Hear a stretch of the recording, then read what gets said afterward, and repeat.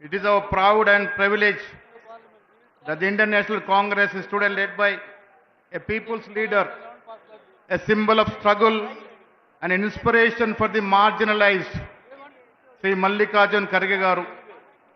Kharge Garu's political life is a shining example of how hard work, discipline and integrity can take a person from humble beginnings to the highest position in the party. Born in a Dalit family in Bidar, Karnataka, Kharge Garu lost his mother at very young age during a communal violence. That painful incident shaped his lifelong commitment to secularism, social justice and honorary. Starting his journey from student politics and trade union movements, he never moved away from the people, their struggles and their voices. He was elected 9 consecutive times as MLA and served as a member of parliament in both Lok Sabha and Rajya Sabha, holding key ministerial portfolios including railways, labour and social justice. Known as Solillada Sardara in Karnataka, meaning an undefeated leader, Kharge Garu is respectable for his spotless political career and unwavering commitment to the party and the people. Kharge Garu చెప్పాలని ఇంకా చాలా ఉంది, కానీ ఇంత highest personality ఇవాళ మనందరూ కూడా నాయకత్వం వహిస్తూ ఉన్నాడు. సోనియా గాంధీ, రాహుల్ గాంధీతో సన్నిహితంగా ఉంటూ ఈ దేశానికి ఒక దశ దిశ ఇస్తున్నటువంటి తరుణంలో ఇవాళ వారు గ్రామ స్థాయి అధ్యక్షులు మొదలుకొని రాష్ట్ర స్థాయి కార్యవర్గ సభ్యుల వరకు ప్రసంగించేందుకు మీకు ఒక సందేశం ఇవ్వడానికి ఇక్కడికి వచ్చినారు. మీరందరూ ఒక్కసారి చప్పట్లతో వారి గట్టిగా స్వాగతం పలకాల్సిందిగా కోరుతా ఉన్నాం. దయచేసి నిలబడాల్సిందిగా కోరుతా ఉన్నాం. పెద్ద ఆయన రెస్పెక్ట్గా అందరం కూడా నిలబడి ఒక్కసారి ఖర్గే గారికి పెద్ద ఎత్తున చప్పట్లతో స్వాగతం పలకాల్సిన కోరుతా ఉన్నాను. ఇలాంటి మహానాయకుడు మనకు నాయకత్వం అందించడం అనేది మనందరూ అదృష్టంగా భావిస్తూ ఈ యొక్క కన్వెన్షన్ని వారు ప్రారంభించాల్సిందిగా కోరుతా ఉన్నాం.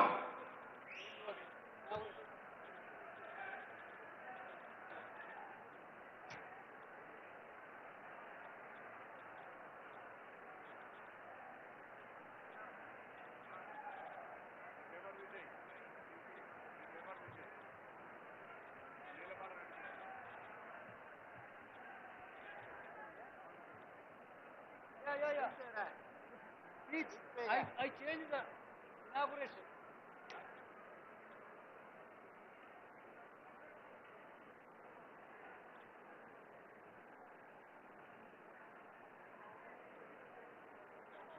आज के इस तेलंगाना के Welcome speech. Then inauguration. सभी मेरे साथियों और हमारे पार्टी के organising secretary Shri KC. Venugopal ji, incharge secretary Meenakshi Natarajan, common कार्यकर्ता भी है. हमारे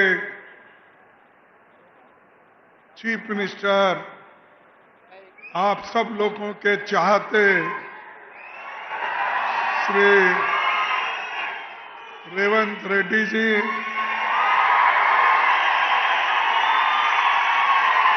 और आपके तेलंगाना प्रदेश कांग्रेस कमेटी के अध्यक्ष महेश गौड़ा जी, भट्टी डिप्टी चीफ मिनिस्टर भट्टी विक्रमाकर जी, मंच पर बैठे हुए सारे मिनिस्टर्स, एमएलएस, एमपीज, चेयरमैन और सभी मेरे कांग्रेस के भाइयों बहनों और यहाँ पर पधारे हुए मेरे युवा मित्रों, कांग्रेस के सभी block Congress committee, booth committee, panchayat committee, DCC, ये सभी जो कार्यकर्ता तेलंगाना से कोने कोने से यहां पर आए हैं, आप सभी को मैं धन्यवाद करता हूं। आप लोगों ने बहुत मजबूती के साथ तेलंगाना में काम किया और आज कांग्रेस की गवर्नमेंट तेलंगाना में आई है। उसका सब श्रेय, सब क्रेडिट हमारे पूरे कांग्रेस के कार्यकर्ताओं को जाता है। इसीलिए मैं आपका सब शुक्रगुजार हूं। भाइयों, ये आसान नहीं, किसी एक एस्टैब्लिश्ड गवर्नमेंट जिनके पास खूब पैसा था और हर तरीके से वो मजबूत थे, उनको हिलाकर अगर कांग्रेस के लोग हमारे रेवंत रेड्डी जी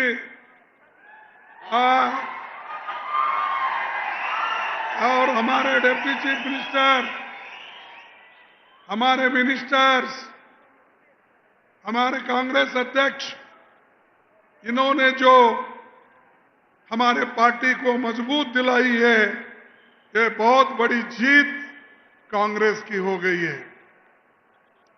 लोग तो ये कहते थे भाई केसीआर को छोड़ के कोई पार्टी यहां नहीं आएगी, और ये भी चंद लोग कहते थे कि बीजेपी सेंटर में है, इसीलिए यहां पर भी मजबूती के साथ वो लड़के कांग्रेस पार्टी को तो आने नहीं देगी और बीजेपी आगे बढ़ेगी। लेकिन आप लोगों ने दिखाया, सबको हराकर कांग्रेस पार्टी को जिताया, ये बहुत बड़ी बात है। और एक ये जो महान जनता आप लोग 2023 में वोट देकर ये बहुत बड़ा एहसान गरीबों के ऊपर किया है, किसान पे किया है, युवाओं पे किया है, महिलाओं पे किया है, ये सबको रिलीफ मिला, वो कांग्रेस गवर्नमेंट आते ही मिला। इसीलिए ये बहुत बड़ी जीत है और इस जीत के साथ काम भी यहां पर बहुत हो रहे हैं। यहां पर आए हुए ग्राम समिति के अध्यक्षों, कांग्रेस कार्यकर्ताओं, इनकी तो मैं तारीफ करता हूं। आप कांग्रेस की आत्मा है, हमारी ताकत है, और आपके वजह से हम सब यहां जो बैठे हैं वो सब आपके वजह से है। इसीलिए ये पूरा श्रेय, क्रेडिट आपको देना चाहता हूं। भाइयों, कांग्रेस अध्यक्ष बनने के बाद दिल्ली से बाहर मेरा ये पहला प्रोग्राम नवंबर 2022 को हैदराबाद में राहुल जी के नेतृत्व में निकली भारत जोड़ो यात्रा के मौके पर हुआ था। तभी आपका जोश और हौसला देखकर मैंने समझ लिया था तेलंगाना में हमारी सरकार जरूर आएगी, जरूर आएगी, ये मैंने महसूस किया। यहां कांग्रेस पार्टी 1952 से लेकर लगातार हैदराबाद में कांग्रेस पार्टी बहुत पब्लिक इंस्टीट्यूशन बनाई। कम से कम सेंट्रल गवर्नमेंट के 50 इंस्टीट्यूशंस यहां पर है, वो किसी मोदी ने नहीं बनाया। BHEL हो, BEL हो, बड़े बड़े जो कारखाने यहां पर है, फार्मास्यूटिक है, ये सब किसने बनाया? ये सब कांग्रेस की देन है। मोदी जी ने क्या दिया? मोदी जी बोले मैं 15-15 लाख दूंगा, दिया 15 लाख। उन्होंने बोला मैं 2-2 करोड़ नौकरी हर साल दूंगा, दिया उन्होंने। किसानों को बोला कि मैं दाम दुप्पट MSP दूंगा, दिया उसने। तो मोदी जी सच बोलते हैं क्या झूठ बोलते हैं? आप बोलिए, क्या बोलते हैं? मोदी जी झूठ बोलते ना। और उनके दोस्त बोलो, उनके चेले बोलो, शाह साहब वो बोलते हैं ये तो इलेक्शन में बोले सो जुमले हैं। अरे लोगों को कितना बेवकूफ बनाएंगे आप? लोगों को आप झूठ बोलते हो, झूठ बोलकर पावर में आते हो, तो इसलिए आपको जो हुआ वो हुआ। कम से कम आगे होशियार रहो। तुम होशियार है, लेकिन इसको कायम रखो और कांग्रेस पार्टी को और मजबूत बनाने की कोशिश करो। भाइयों, तेलंगाना में शिक्षा, स्वास्थ्य, रोजगार हर क्षेत्र में काम कर रहा है। हमने महिलाओं को मुफ्त बस सेवा दी। महिलाओं को मुफ्त सेवा मिला है क्या? नहीं, बस दे रहे ही नहीं। ये किनकी देन है? अरे किसने दिया? कांग्रेस ने दिया। फ्री बिजली किसने दिया? भोजन का अधिकार किसने दिया? और जो PDS के माध्यम से अच्छा चावल जो हमारे रेवंत रेड्डी जी और उनकी कैबिनेट दे रही है,